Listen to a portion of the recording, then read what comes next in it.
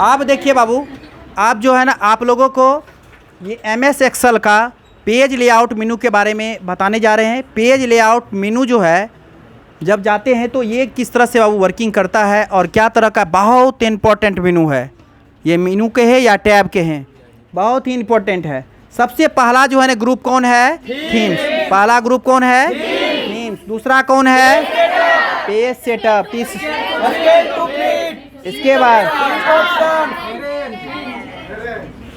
इसके बाद जो है क्या है? अरेंज।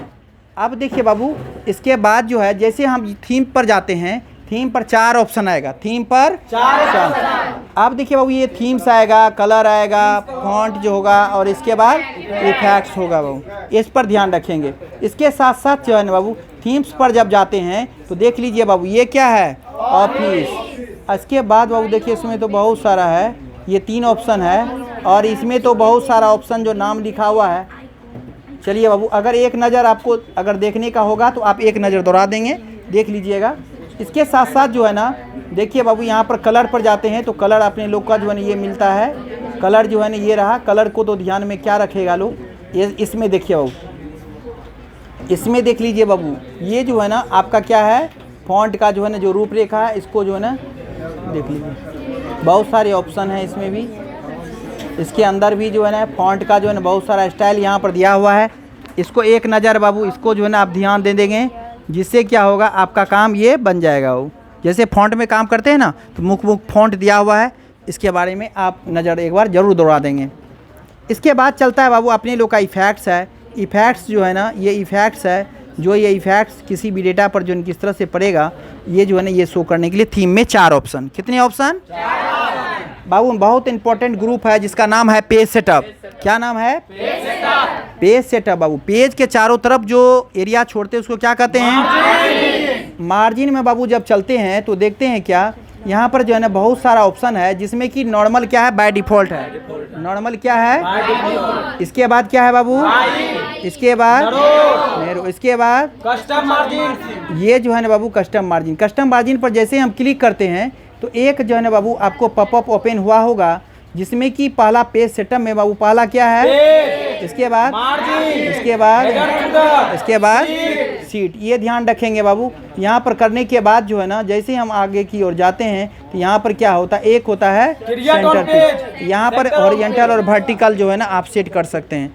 और इसमें जाने के बाद बाबू, अगर 0 करना चाहते हैं 0 कीजिए। जिस तरह से सेटिंग करते हैं, क्योंकि कस्टम है ना, आप जैसा सेटिंग करना चाहते हैं पेज के चारों तरफ, वो जो है ना उस तरह से ये मार्जिन आपको छोड़ करके आएगा। देखते हैं बाबू आगे की ओर जो है ना, ये हेडर फुटर है, हेडिंग फुटिंग, और किस तरह से देंगे हेडर फुटर, किस तरह से हम हेडिंग देते हैं और किस तरह से फुटर का काम करते हैं। देख लीजिए बाबू, ये ऑप्शन को देख रहे हैं, ये जो है ना ये ऑप्शन होता है। इसके बाद जो है ना बाबू, जैसे हम मेरा आगे की ओर चलते हैं तो ओरिएंटेशन जो है ना बाबू, ओरिएंटेशन जो है ना कितने प्रकार के होते हैं? 2 प्रकार के। कितने प्रकार के? 2 प्रकार के। ओरिएंटेशन 2 प्रकार के, मतलब पेज 2 प्रकार का। एक पोर्ट्रेट होता है, दूसरा लैंडस्केप। लेकिन बाबू एक्सेल में ओरिएंटेशन जो है ना होम मेनू में भी है।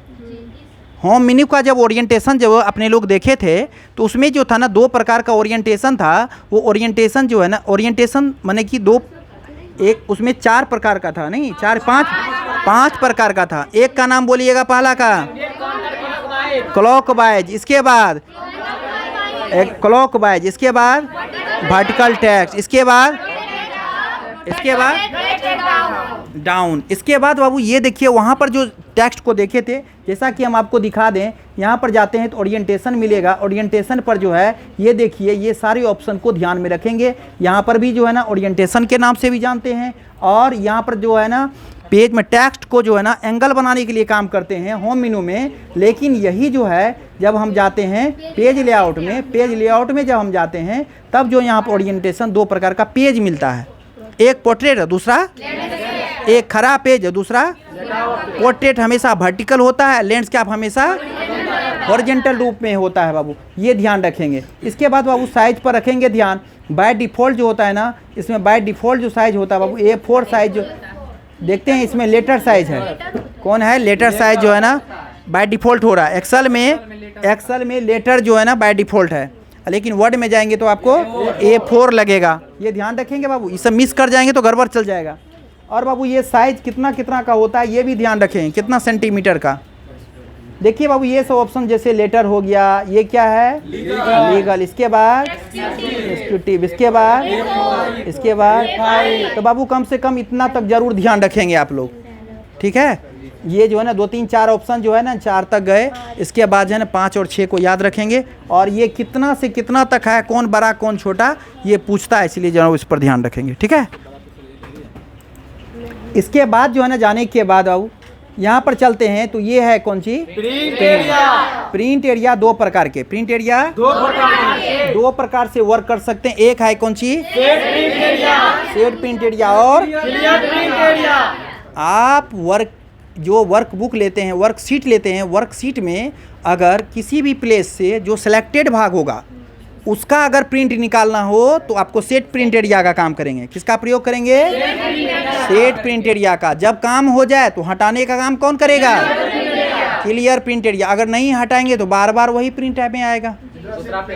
अगर आपका बाबू 2 पेज का भी हो, अगर आपका डेटा एक पेज से दूसरा पेज पर भी हो, अगर वो सेलेक्टेड है तो वो भी प्रिंट में आ जाएगा आपको। जैसे आपका जो है ना, जैसे आप देखिए ये पेज है, पेज में जैसे ही हम जाते हैं यहाँ पर और लैंडस्केप पर क्लिक करते हैं और एक बार पोर्ट्रेट पर जाकर के क्लिक करते हैं, देखिएगा डैश डैश जैसा ये है ना वो। अगर यहाँ देख लीजिए 1 लिख देते हैं, अगर यहाँ पर से बाबू 2 लिख देते हैं, यहाँ पर 2 लिख देते हैं, अब देखिए इसका कहेगा क्या? नहीं भैया ये दोनों का प्रिंट निकालो आप, यही ठो एरिया का प्रिंट निकालना।